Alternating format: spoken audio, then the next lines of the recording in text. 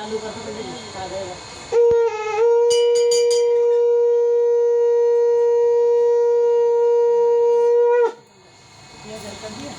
लक्ष्मी नारायण भगवान की जय। श्रीमन नारायण नारायण नारायण लक्ष्मी नारायण नारायण नारायण लक्ष्मी नारायण नारायण नारायण श्रीमन नारायण नारायण नारायण श्रीमन नारायण नारायण नारायण लक्ष्मी नारायण नारायण नारायण।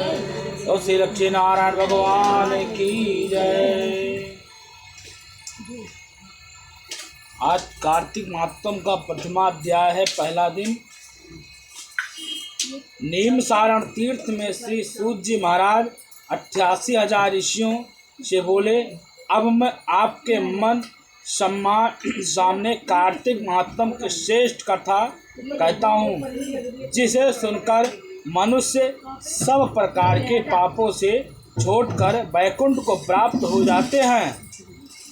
सूत जी कहें, हे श्री कृष्ण जी से आज्ञा लेकर के नारद जी ने चले जाने पर सत्यभामा प्रसन्न होकर के श्री कृष्ण जी से बोली, हे नाथ, मेरा जीवन सफल हो गया है। मेरे माता पिता भी धन्य हैं, जो आपकी 16,000 रानियों में से मैं आपके अत्यंत प्यारी हूँ। मैंने वह कल्प वृक्ष आदि आपके साथ नारद जी को विधि पूर्वक दान किया है कर दिया है, परंतु वही कल्प वृक्ष मेरे घर में सदा लहरा रहा है। या जिसकी बात तो मृत्यु लोक में कोई भी स्त्री नहीं जानती।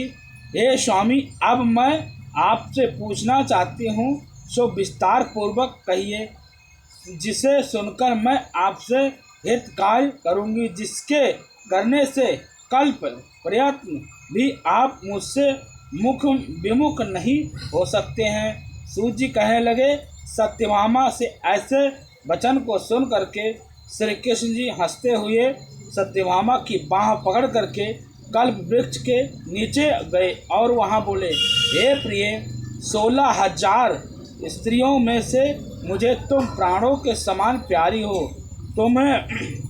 तुम्हारे लिए देवताओं और देवराज इंद्र से भी मैंने विरोध किया था। उस महा अद्भुत व्रत को सुनो। सूत जी बोले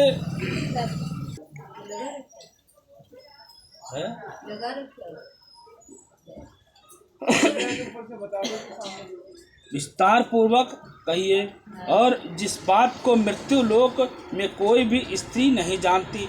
हे स्वामी, अब मैं आपसे पूछना चाहती हूँ, सो विस्तार पूर्वक कहिए, जिससे सुनकर मैं अपने हित कार्य करूँ, जिसके करने से वह कल्प प्रयत्न भी आप मुझसे विमुख न हो। सूत जी कहने लगे, सत्यभामा से ऐसा वचन सुन करके श्री कृष्ण जी हंसते हुए सत्यभामा की बाँह पकड़ करके कल्प वृक्ष के नीचे ले गए और वह बोले, 16,000 स्त्रियों में से मुझे तुम प्राणों के समान प्यारी हो। तुम्हारे लिए देवताओं और देवराज इंद्र से भी मैंने विरोध किया था। उस महा अद्भुत व्रत को सुनो। सूत जी बोले, एक दिन श्री कृष्ण जी भगवान ने सत्यभामा के साथ गरुड़ पर सवार होकर के इंद्रलोक में जाकर कल्प वृक्ष मांगा। इंद्र के न देने पर गरुड़ का इंद्र से घोर युद्ध हुआ था।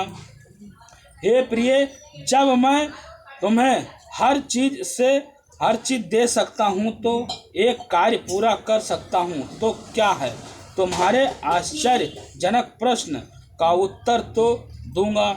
यह सुन करके सत्यभामा बोली, हे प्रभु, पूर्व जन्म में मेरा कैसा स्वभाव था, किसकी पुत्री थी, मैंने कौन से दान व्रत या तप किए हैं जिसके मुझे मृत्यु लोक में जन्म लेना पड़ा। आप ऐसा कौन से शुभ कर्म किए हैं। यहाँ आकर आपकी अर्धांगिनी हुई हूँ और आप गरुड़ पर सवार होकर के मुझे साथ में लिए इंद्र आदि देवताओं के साथ स्थानों में फिरते हो। तब भगवान ने बोले, हे कांते, तुम पूर्व जन्म में किसकी पुत्री थी?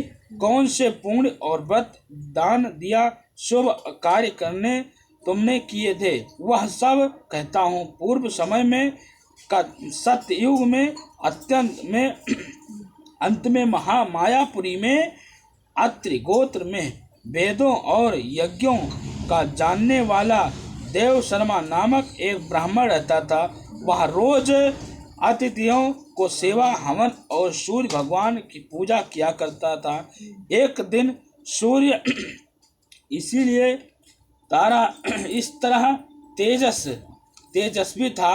वह ब्राह्मण वह बुढ़ापे में भी एक गुणवंती नाम की कन्या हुई, जिसका विवाह पुत्रहीन ब्राह्मण ने अपने चंद नाम के शिष्य के साथ किया था। वह वेदों दोनों पिता और पुत्र भी तरह तरह के हर जगह रहने लगे। एक समय वह दोनों कुश और समिधा लेने के लिए वन में हिमालय की ओर लला तट पर की ओर पहुँचे तो उन्होंने एक राक्षस को अपनी तरफ आते हुए देखा, जिसके भय से उनके शरीर स्थिर हो गए और उनमें भागने की शक्ति भी ना रही। तब राक्षस ने दोनों को मार डाला। उनके धर्मांतर होने के कारण मेरे प्रसाद उनको बैकुंठ में ले गए, क्योंकि उन्होंने आजीवन सूर्य की पूजा की थी। इसलिए मैं दोनों पर अति प्रसन्न हूँ। जब वह दोनों विमान पर चढ़े हुए सूर्य के समान तेजस्वी रूप से वन, चंदन और माला धारण किए हुए बैकुंठ में आए, तब मेरे पास दिव्य भोगों में भोगने लगे थे। लो श्री कृष्ण भगवान की जय। श्रीमन नारायण नारायण नारायण, लक्ष्मी नारायण नारायण नारायण, लक्ष्मी नारायण नारायण नारायण। श्री लक्ष्मी नारायण भगवान की